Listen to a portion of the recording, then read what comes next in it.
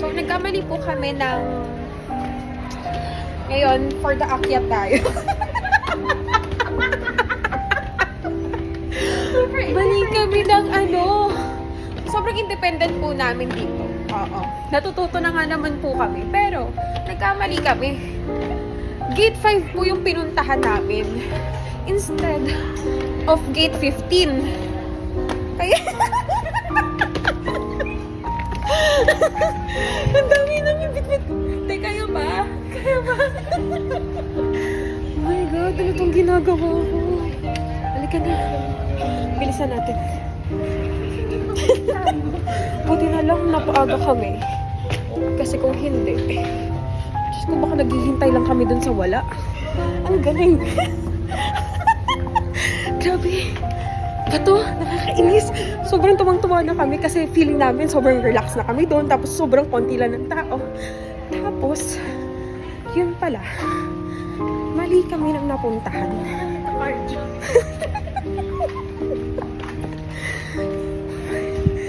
Nakakainis. So, yun lang. Bye! Ito na, totoo na kami. Gate 15 na. For the gate 15, hindi na for the gate 5. Finally. Hi guys. Tignan nyo naman. Nagkamali nga kami. Tapos, ito pa yung pagdadaanan namin. Kakalad ka rin na lang. Ang pinagatutuwa. Guys, may porter pala akong kasama. Uy. Dami palang tao. Shish.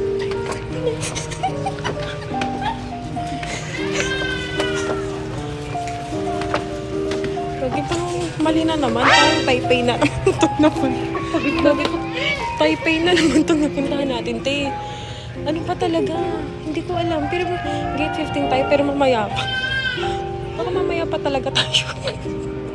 Sa Indonesia lang tayo. Opo, Indonesia po. So, guys.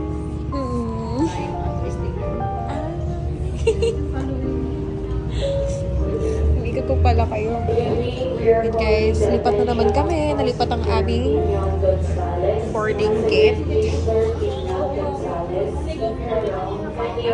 So, may mga naligaw din guys. Kasi ang nakalagay sa boarding pass namin ay gate 15. Pero, nalipat pala talaga kami sa gate 7. So, okay. Lipat na naman ang mga person. Hi guys.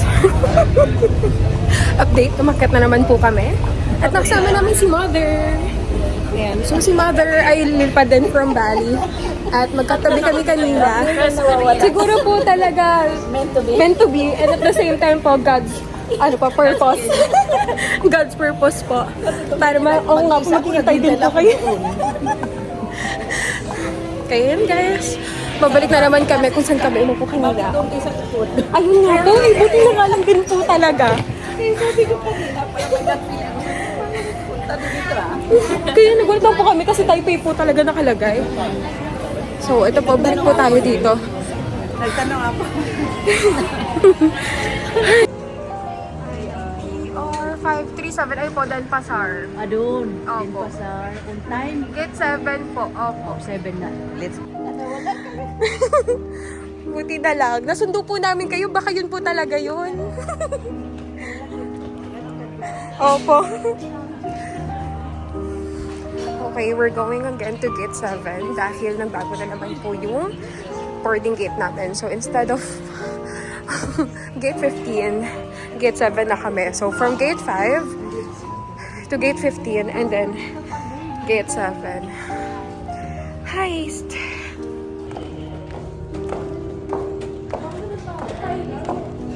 Ito pala. O, diba? At least, ito po. Hindi po crowded. Yes. Kaya lang yung magiging ano. Yan. Ha? Hindi ba? Nakapunta yung bali na. Oh, diba? Dito na tayo sa may unahan para mabilis tayo makapasok. Apa, dito na pa. Dito pa. Meron pa dito. Hey,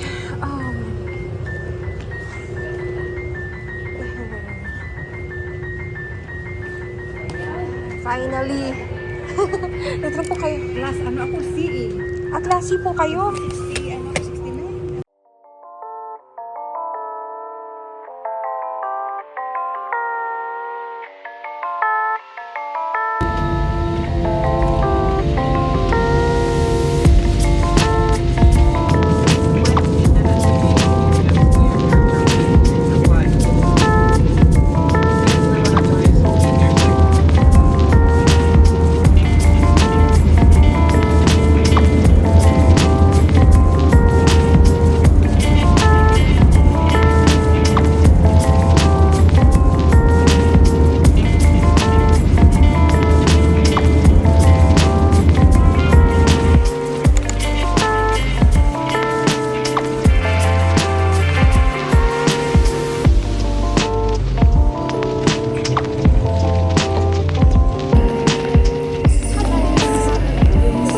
We're here in Bali.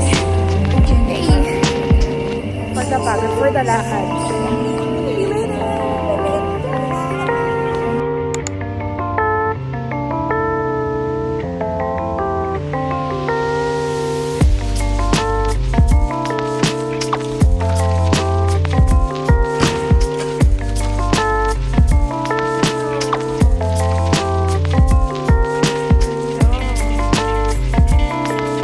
Makikita mo ako dito, may naliligo ako.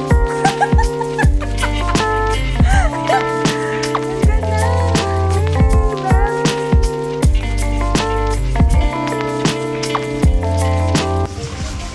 Hi guys! We're finally here! Hindi na kami nakapag-video sa airport dahil nangangarag kami, dahil hindi kami na-fill out na form, which is yung sa visa exemption. So, lahat kumpleto kami, pera lang doon. Pero, ayun, sobrang nakakapagod. So, hindi na kami nakapag-video. Hindi na rin kami nakagawa ng video. So, ayun, yung experience na yun, very, memorable for me kasi ang dami kong fill out pero paulit-ulit ko siyang ginagawa. Pero ayun, new experience for me. And tomorrow morning, talagang for the for the breakfast and then for the travel na. So, ayun guys, thank you guys for supporting me. So, this is new for me again dahil sobrang tagal ko na rin huling nag-vlog dahil binura ko yung pag-vlog ko nun dati dahil bumaba lang siguro yung self-esteem and confidence ko. So, yun. This is my new vlog and I hope na supportahan nyo ako. And, ayun, na-explain ko sa inyo kung ano nangyari sa amin ngayon, kagabi, yun. Actually, kanina lang naman. OA naman ang kagabi. So, kanina lang naman, maraming nangyari, madami kaming mga na-experience, pero yun, luckily, we're here now in Bali.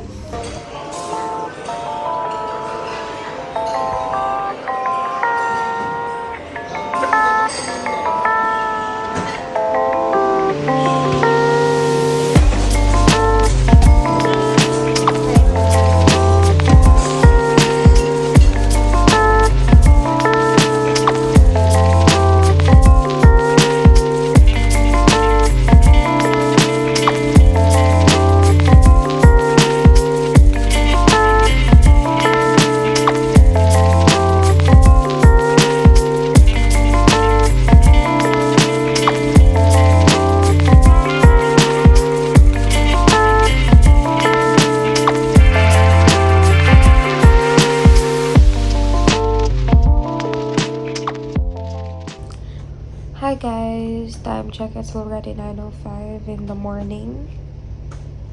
And kakatas lang namin kumain ng breakfast.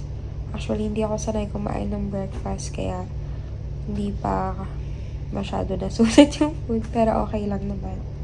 The food is okay, hindi lang talaga kami sanay sa iba't ibang lasa, syempre, kasi nga yung iba matatapang, yung iba maraming spices, ganon.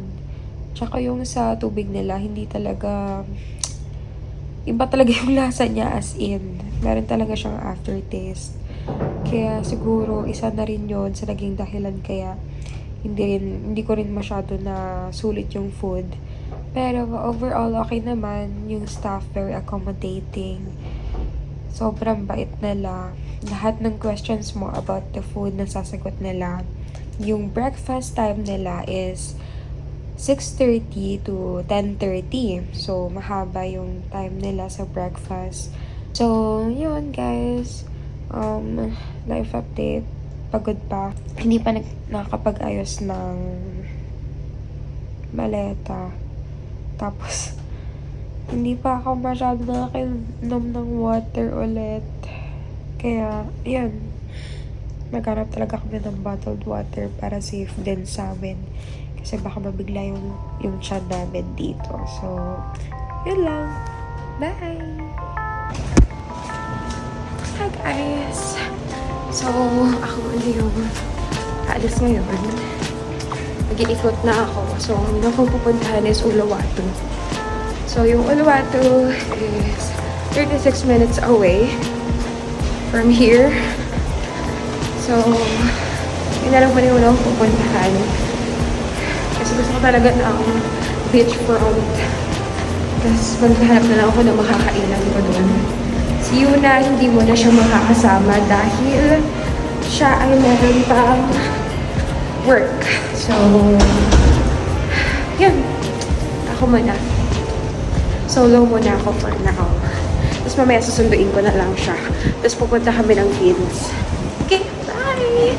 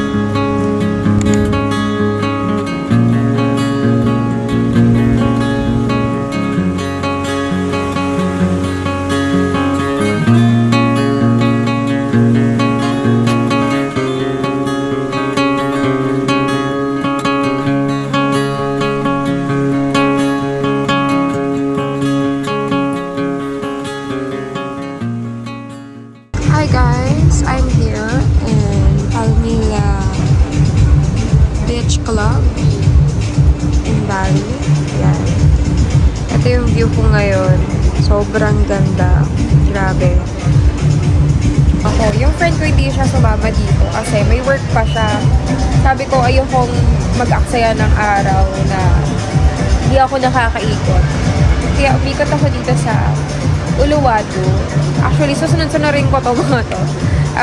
Nagaling ako sa Melasti and then nandito na ako sa Palmilla kasi nagutom ako. So, nag-asa ko doon kung saan yung may malapit na restaurant. Tapos, dito ako pinapunta. And super worth it naman. May entrance fee din dito. Pero, wala namang minimum time or maximum time na magsastay ka dito. Kahit hanggang mabaya ka, okay lang. And then yung food sobrang sarap, as in, tapos very affordable. Gusto ko talaga maligo. Pero wala akong dalang swimsuit. Tsaka at the same time, inisip ko rin yung mga gamit ko, mahirap na rin kasi iwan-iwan lang siya. Pero ayun guys, ang ganda niya. May gusto pa ako sana akong puntahan kasi nakita ko to sa TikTok. Ayun oh, wait lang. Ayan oh, kita nyo ba? Yan. Swimming pool yan guys. Tapos yung tapat niya, dagat, grabe diba? Kung ayaw mong maligo sa dagat, may choice ka para maligo na lang sa swimming pool. Diba? Ang ganda! Actually, dito din sa Palmilla Beach Club, meron din siyang swimming pool. Ayan o, sa baba. So, kahit saan ka pumunta, kahit saan ka dito, grabe, magkakasunod lang sila. So, ang susunod ko naman is yung Uluwatu dun sa may cliff naman na restaurant siya. Tapos makikita mo talaga yung dagat, sobrang taas niya. Hindi ko alam kung ilang oras pa yung biyahe, pero I'll try it today na makapunta doon. And then, I'll take some pictures and videos at the same time. Actually, wala pa akong picture talaga na maayos. Kasi gusto ko lang talagang i-spend yung time ko dito. Gusto kong ilaan yung araw ko, yung oras ko na wala akong ibang iniisip. 'Di ba? Nung sa Melasting nga kanina, nag-shoot lang ako ng short clips. And then, pumunta na ako dito para kumain. Tapos naalala ko, sabi ko, parang wala akong picture doon. Sobrang sarap sa pakiramdam na nag-spend mo yung time mo na alam mong worth it.